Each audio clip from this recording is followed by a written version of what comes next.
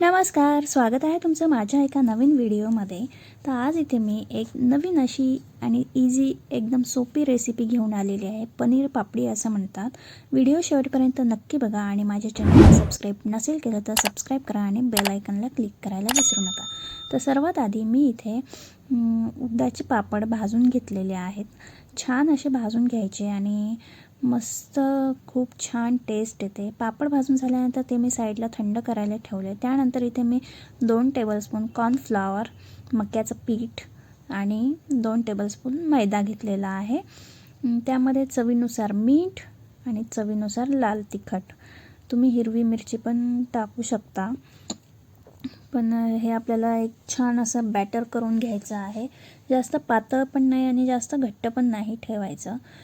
थोडं थोडं पाणी टाकून सर्व मिक्स करून घ्यायचं आणि हे अशा कन्सिस्टन्सीमध्ये बॅटर रेडी करून घ्यायचं।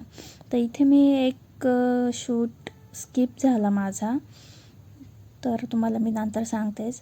इथे मी पापड थंड झाल्यानंतर त्याचा चुरा करून घेतला। जास्त पण बारीक चुरा नाही करायचा।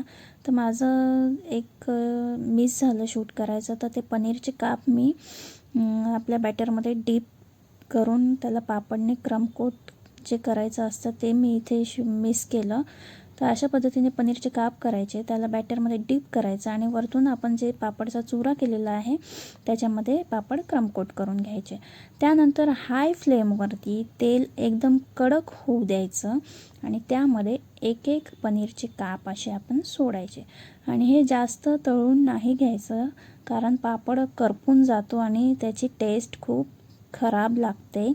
त्यामुळे हे थोडंसं गोल्डन झालं की लगेच आपल्याला बाहेर काढून घ्यायचं आणि त्यानंतर तुम्ही शेजवान चटणी किंवा टोमॅटो सॉस बरोबर खाऊ शकता। खूप छान लागते आणि एकदम झटपट अशी ही रेसिपी होते।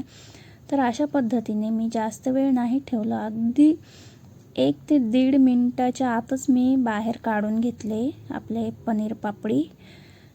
सो इथे बघू शकता अशा प्रकारे थोडासा गोल्डन कलर आला आणि त्यानंतर मी ते बाहेर काढून घेतले आणि अशाच पद्धतीने मी सर्व पनीर पापडी फ्राय करून घेतली आणि मुलांना खूप जास्त आवडली, खूप टेस्टी झालेली आणि खूप झटपट झाली। त्यामुळे आम्ही सर्वांनी खूप एन्जॉय केलं। तुम्हाला आवडली असेल रेसिपी तर तुम्ही पण ट्राय करा आणि कशी झाली हे मला कमेंट करून नक्की सांगा। भेटूया अशाच एका नवीन व्हिडिओमध्ये। Bye bye, thank you for watching.